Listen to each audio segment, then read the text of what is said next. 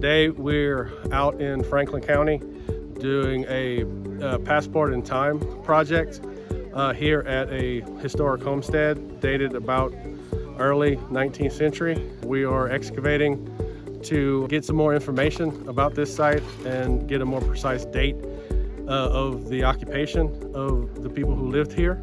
Possibly find additional features that would suggest where the different structures would have been located.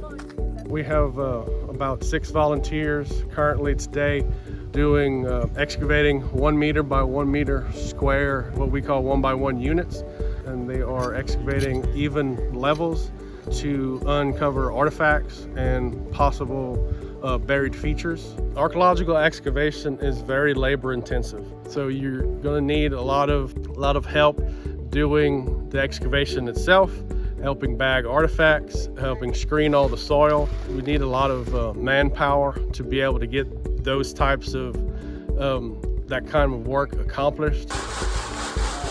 We got started in 2010 and we were just looking for something to do, something different, and I got a magazine that had different projects in it, and I saw a pit and I said, archaeology, I've never done any of that, that'd be great. And so we applied. Our first project was in Minnesota and the second one was over here in Hattiesburg, and then we were hooked.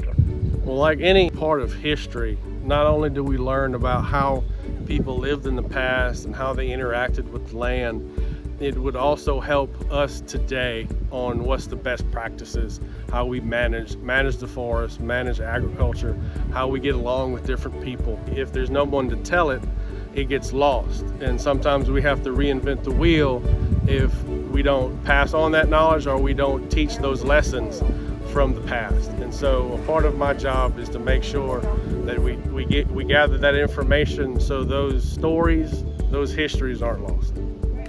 I mean, really, for volunteering, it's hard to beat doing this. It really is. It's like treasure hunting. It is. It is. And whenever you find artifacts from